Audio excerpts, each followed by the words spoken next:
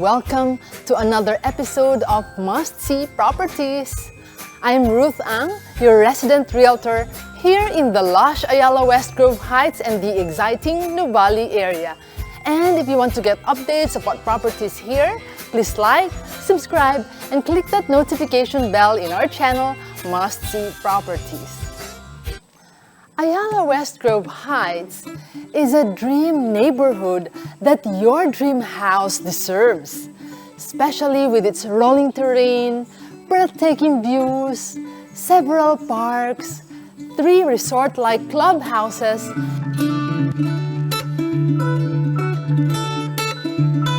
and of course, the friendly, neighborly members of the community. So, naturally, when people think about building their dream home here, they are very excited and want to make sure that their house is designed excellently and that they would have a construction process that is smooth from start to finish.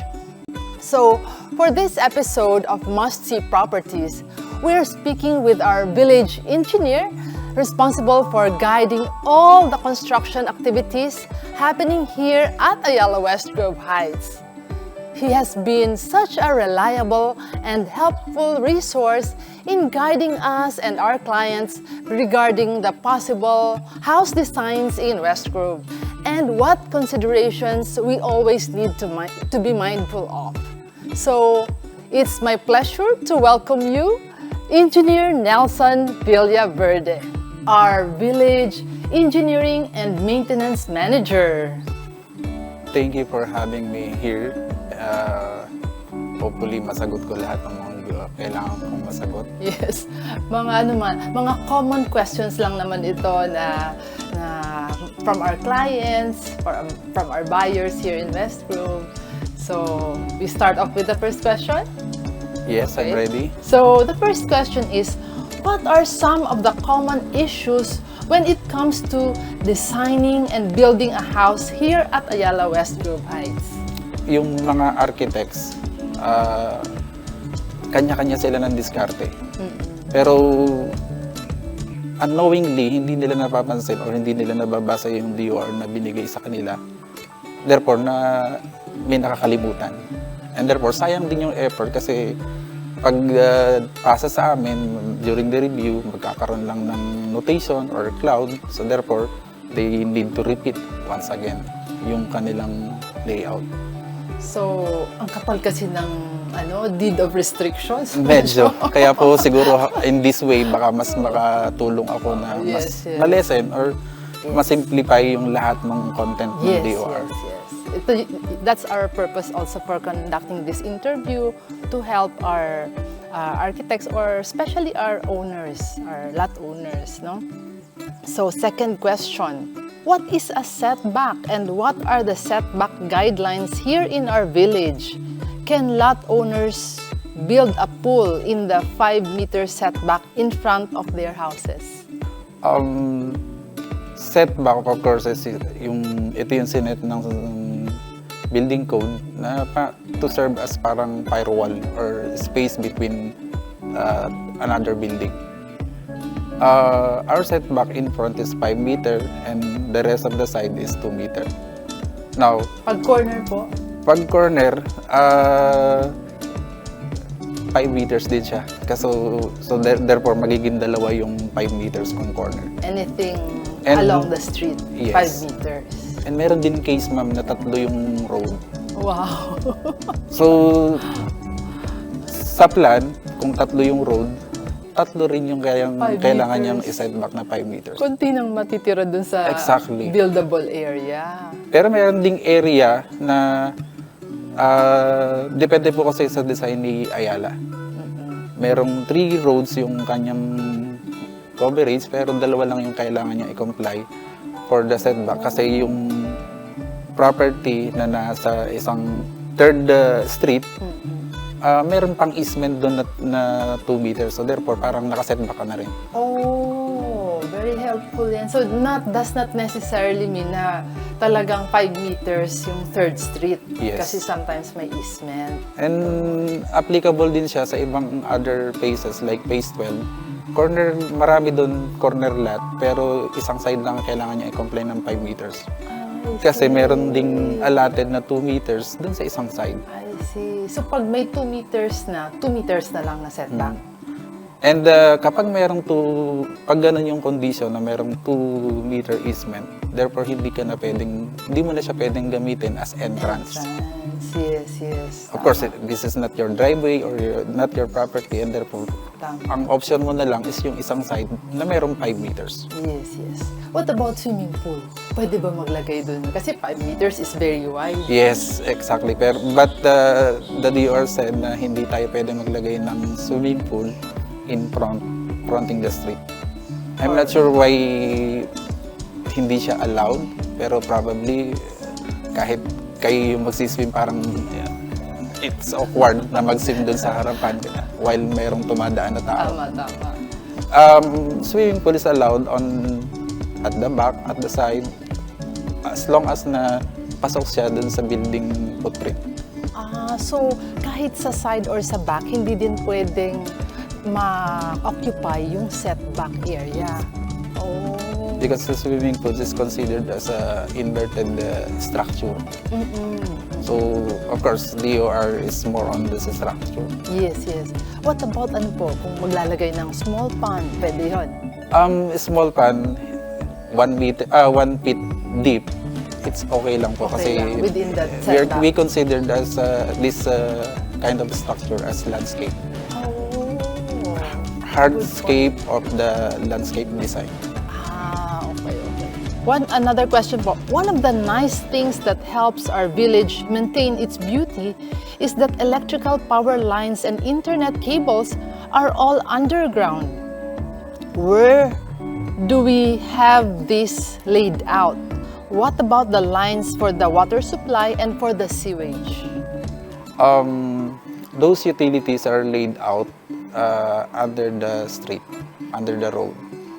Usually, it is 2 meter deep. It depends dun sa utility. Mas malalim yung sewer, yung electrical is nasa above pa ng sewer. Of course, hindi siya pwedeng mag-mix. And along the street, meron din lines or sabihin natin secondary lines na naka-laid out naman dun sa we call it grass strip or planting strip. Doon naman yung bahay nagko-connect nung kanilang power. So, hindi pwede matamaan yung mga underground cables? Yung underground cables na yun is hindi siya pwedeng ma-heat, hindi siya pwedeng so beware. And that is the reason why we need, or the builders need to coordinate with us for us to guide alin yung pwedeng may mga penalties ba? Actually, wala naman siyang penalty, but more on, of course, yung utility service provider natin, kung merong cost entail na para ma-repair yung na-damage, baka singilin yun dun sa mismong lot owner. Hindi naman po si HOA yung may-ari ng utility. Yes, tama. Okay, thank you for that. Next, we noticed that some lots have gray lines in the map between some lots. You mentioned before that these are easements. Why do we have these easements and what's their purpose? How big are the easements? It serves a lot of purpose for the houses because doon po dumadaan yung ating mga sewer, drainage, and in some area meron din pong electrical. Malaki po yung pipe na nandumaan doon to accommodate yung isang block or yung isang dalawang blocks. It really depends. In terms of sizes, usually width nito is 2 meter. 2 meters. But in some cases, like it is connected dun sa open area, medyo malaki. Pero right after the lot, meron dong 2 meters na nandun yung nakalocate din yung sewer area. Can they plant on that 2 meter space? Mga plantitos, plantitas? Actually, we discourage planting dun sa hindi niya property. Kasi for some reason, just in case na magkaroon ng immediate maintenance or failure dun sa system nila, like nagkali, kailangan nilang ma-access yun, and it will be difficult for them to replace whatever the builders planted. Like if this plant is very special, therefore may hirapan. Iiyak lang yung nag-plant na nung And connected din po, ma'am, doon as of course we discourage them to parang putting a concrete cement doon sa on top of that easement, kasi mas yung lupa nga at saka yung halaman medyo mahirap nang maghukay, but more kapag nakasement pa siya. Yes, definitely. Because it's outside your lot na. Your lot. Yes. Allowed lang po na portion na pwedeng si resident or si lot owner na mag-put ng concrete is of course yung pedestrian and then yung driveway.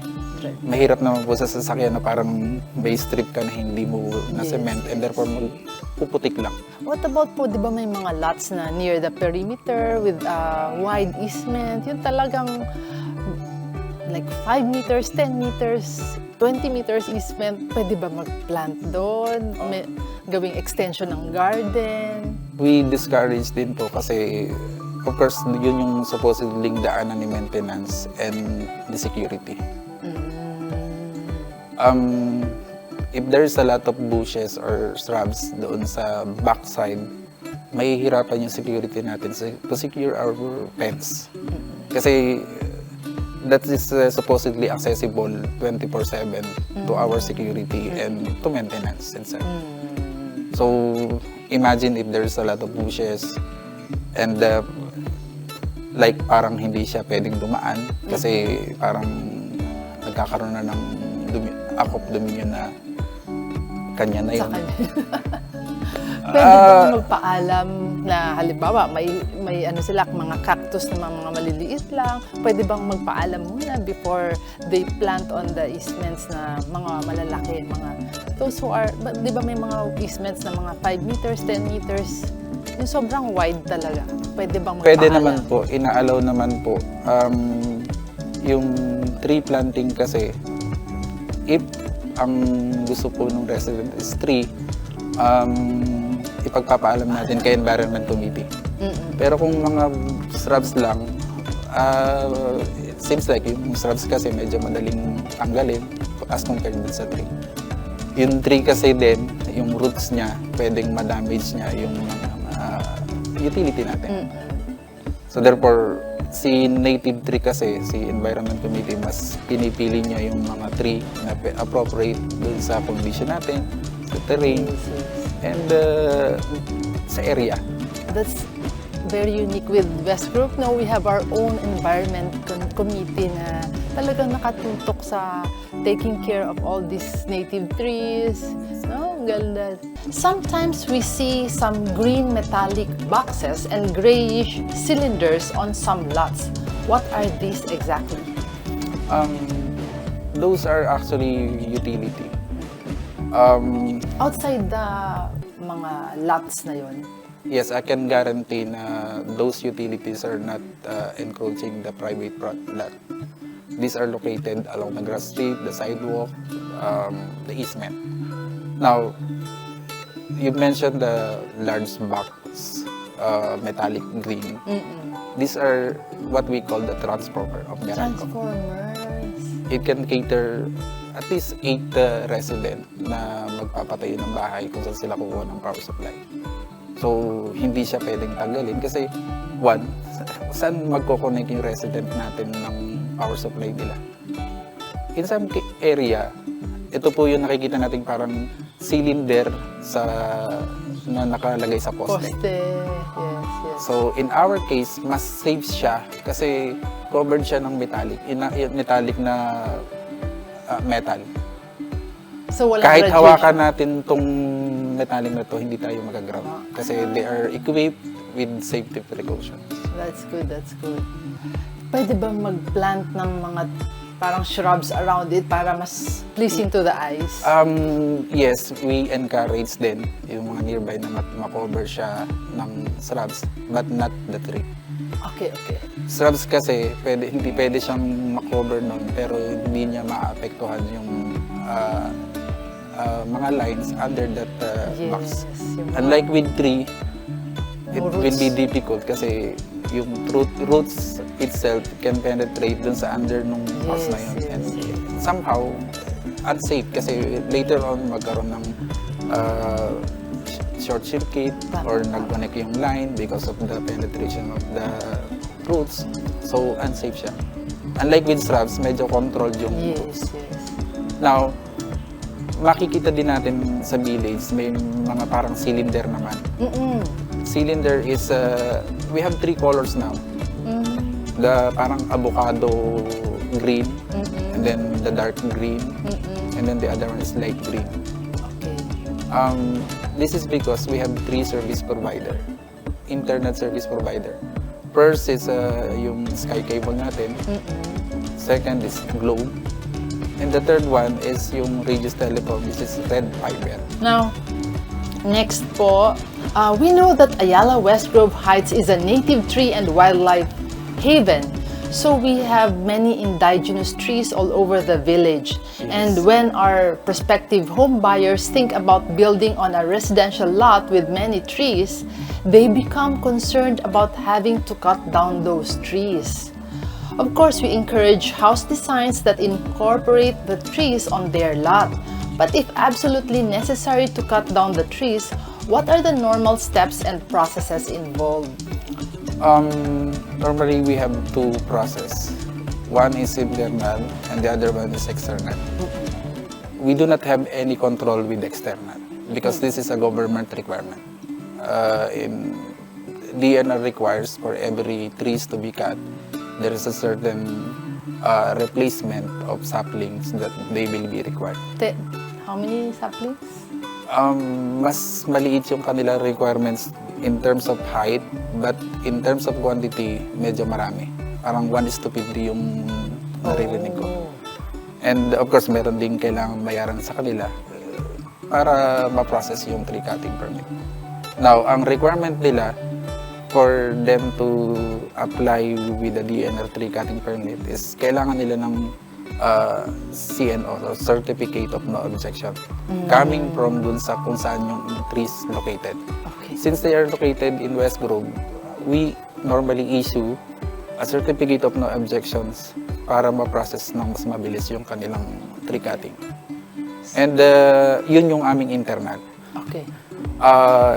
Tree cutting permit internally with Westgrove, very specific siya kasi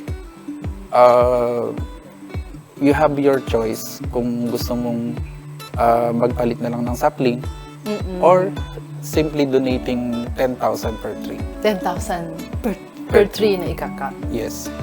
Now, another common question po, building on a lot that is flat is quite easy. But for those lots that are elevated or have a slope that are sometimes steep, what are the rules when building structures on those lots? For instance, what would be the basis for the height limit of the house? Based on our DOR, the height limit is 9 meters. It is measured from the highest ground level of the property. Now, there are 2 different scenarios how to measure the ground, the highest ground elevation in sa property. Number 1, phase 1 to 6. Ang sinusukat po dun is yung highest corner. While dun sa phase 7 hanggang phase 16, ang sinusukat naman po dun is yung highest point within the lot. So magkaiba siya kasi mas advantage yung highest point in the lot kasi kung mas mataas yung bandang gitna, yun yung reference. Yes. What about yung, di ba sometimes may nag-excavate ng lot tapos they would ask the neighbor na lot na, can we put some of the soil sa lot mo? Di, in time, mas tataas yung highest point ng lot na yun? Hindi naman po kasi we have a record nung kanilang previous na topography. Required kasi siya. Kasi yun yung magiging reference din namin. I mean, from the plan itself, kita na po alin doon yung highest elevation. May documented plan na original. Kaya So, mahalata kung tinambak lang. And of course, it will form a mound doon sa area, then very obvious. Hindi po siya yung natural topography niya. Yes.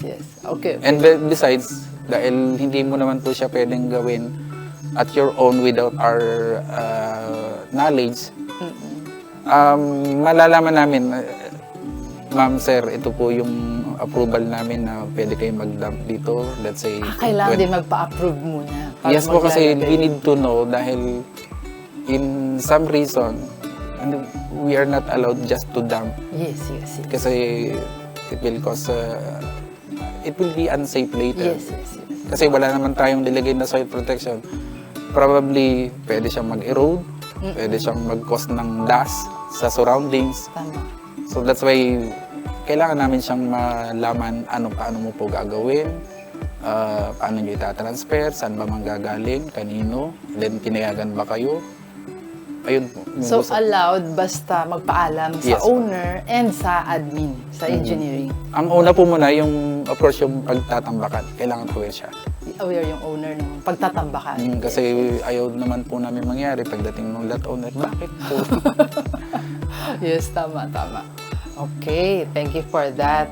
And parang I heard you encourage architects to design based on the natural, parang topography of the lot. Like kung sloping down, so parang i-maximize na baka pwedeng lagyan ng basement, something like that, no? Yes, Parang follow kung the topography. meron naman sufficient pan, it would be better na ma-maximize yung lot according to topography para mas ma-enjoy nung owner yung kanyang space. Pero hindi naman pala required. Hindi naman po. Kasi kung halimbawa ayaw ng pababa, gusto patambakan yon, pwede yon. As long as it is conforms with the cut and fill policy ng DOR, then fine. Okay. Thank you for that. And how about excavating land from your property and building retaining walls? What are the rules that we have for that? So, medyo related dun sa... Very specific po siya kasi it will under the policy of cut and fill. We are only allowed to build basement dun sa ating footprint, building footprint. Medyo mag-a-adjust siya dun sa frontage kasi allowed naman siya mag-extend pa ng basta hindi lang siya lalampas dun sa 2 meters na setback. Okay. Kasi di po ba sa harap natin parang meron tayong 5 meters setback dun sa above the ground. Yes. Below the ground, we are allowed pa rin naman pero meron din siyang setback yung mga basement. So therefore, kapag nagka-cut tayo or nag-backhoe malapit sa bakod, supposedly they are not allowed. The same as deep by the depth of the basement. Kasi allowed lang tayo dun sa surroundings natin to build retaining wall or yung mismong fence. Okay. Pero when it comes dun sa basement, kung basement po kasi usually is 3 meters deep, Okay. hindi po tayo pwedeng mag-backhoe na mas malapit dun sa door. Kasi otherwise, maapektuhan yung structure or yung integrity ng kapitbahay natin. Yes. So, dapat even if it's underground, dapat within the buildable area pa din. Okay. So, like, along the road, dapat 5 meters pa rin ang Yes setback. Okay. We're learning a lot. Thank you. So, next question po, malapit na matapos. To take advantage of the amazing views that we have here at Ayala Westgrove Heights, clients would sometimes think about putting up a view deck on top of their house. What are the rules when it comes to view decks? View decks are allowed as long as it is conforms with the building height. Of course, hindi ho tayo pwedeng maglagay ng view deck, third floor, and then mag-i-exceed na tayo dun sa height limit. As long as pasok po siya dun sa building height ng building, 9 meters, then we're okay. Okay. Clear, very clear. Okay po. I'm curious po, since you always go around the village, What's your favorite street? And if you are given the opportunity to set up your house, what street will you choose and why? Pang Mr. Universe question. I would say medyo maganda yung ambience dun sa phase 4 Dalanghita. Yung Dalanghita kasi, yung features niya, there's trees along the street, and therefore yung bahay na medyo nakapasok pa siya. So parang this is ideal sa mga villages na meron kang trees in frontage, and parang meron ka ring shadow kapag hapon.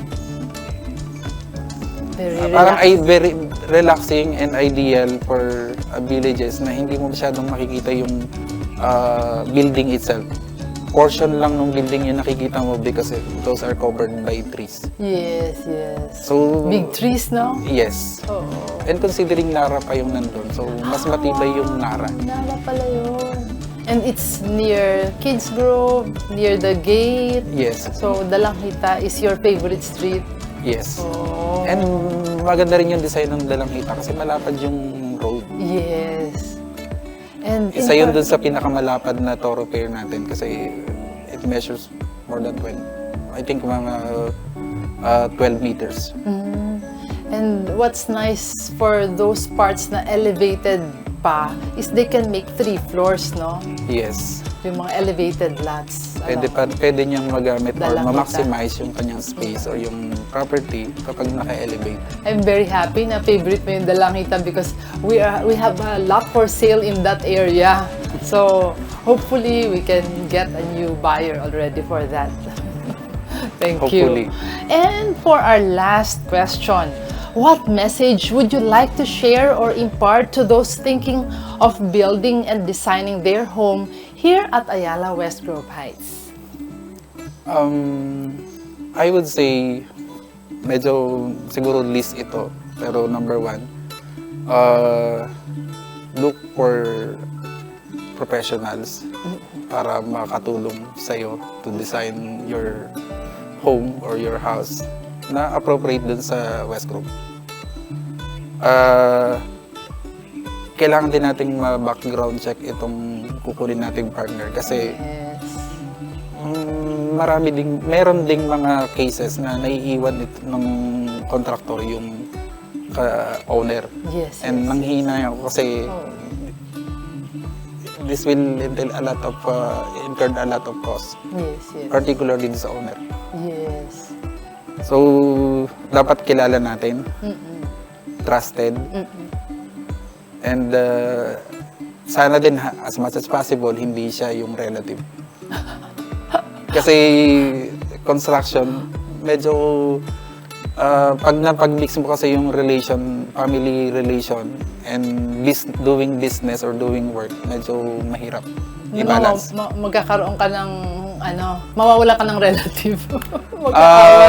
In terms of warranty, parang every time na mag-meet kayo ng family mo, parang tumutulo pa rin yung as much as possible. Pero of course, very practical. It is depend dun sa situation.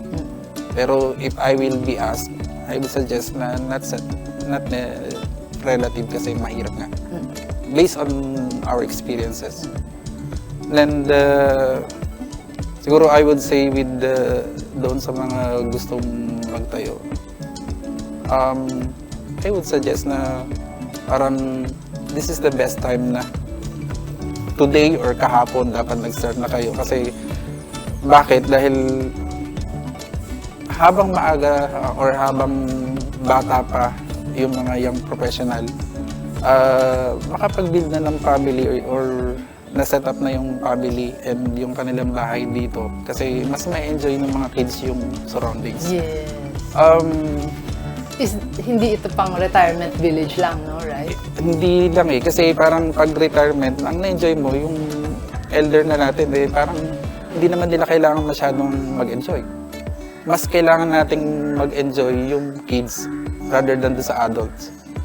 Kasi pag masaya yung bata, parang mas doble yung saya ng parents. And healthier. Yes. Yes. So, if you will ask me, I would suggest kung kaya naman, kung meron naman, and we have your plan,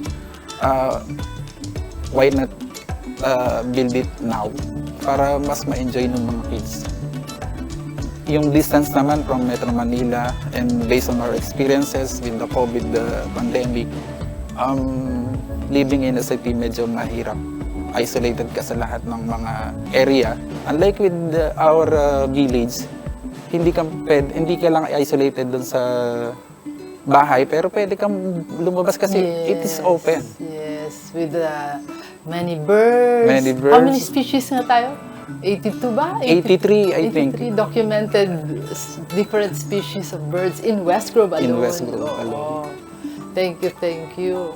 Very touching yung closing message mo that it's time to move in now while the kids are young and you can enjoy, the whole family can enjoy this great outdoors feeling. Nakikita ko lang po kasi most of the parang villagers is yung nasa retirement stage na. Na parang nangihinayang ko doon sa stage na sayang nung kaya naman nila or kaya naman, bakit hindi na lang nung mas early stage pa para mas na-enjoy ng bata. Tama. And that's what's nice about Westgrove is we have a lot of young families moving in now, no? Not mixed Na po siya. Yes. Unlike before, medyo puro mga retired. Pero ngayon po yung profile na nung dumarating na bago. Mixed na. Mga young professionals. Because of Calax maybe, na it's accessible already to Metro Manila. I think ang big factor po doon is yung pandemic. Yes. Mas na-appreciate, mas na-value nila. Na-realize nila, Yes, sandali. Bakit yes. ako nagtitis dito sa box na condo or city na mainit? Pwede naman. I like what you said a while ago before the shoot that while you're working, yung sabi mo, mas relaxed. Siguro yung environment dito sa Westgrove kasi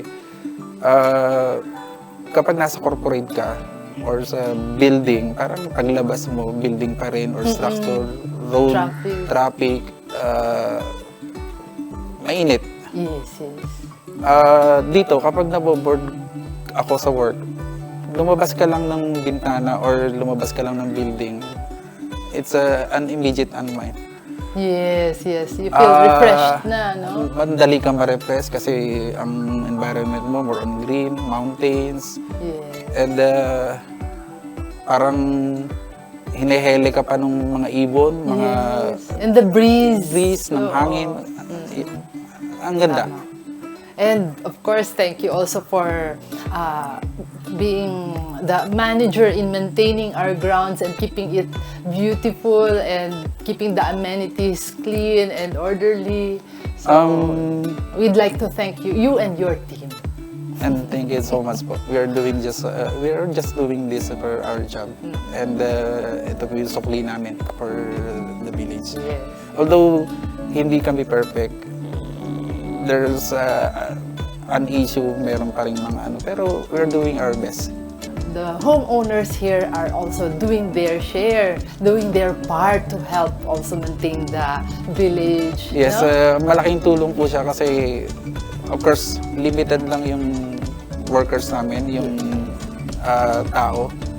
With the help of the resident, mas madaling nilang nakikita kasi sa tapat nila, nadaanan nila. Unlike with us, it will travel pa just to find out. Yes. With the presence or of the resident, ang dali maibigay sa amin yung information. And of course, mas madali rin kami makakapag-respond. Yes. So, that's it? That's it po. And ma'am, thank you so much for this time. And actually, this is my first time na magkaroon ng ganitong interview. Yes. May mga kasunod pa.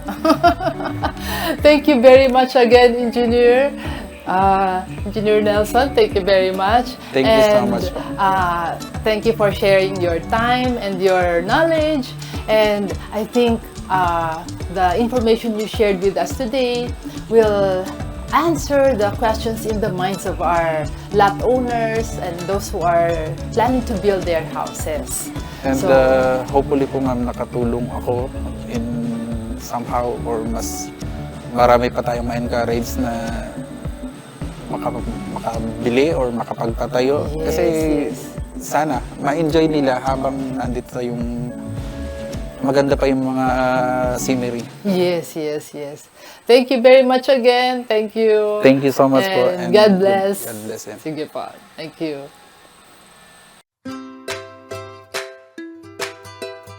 We've been speaking with Engineer Nelson Villaverde, our Engineering and Maintenance Manager at Ayala Westgrove Heights.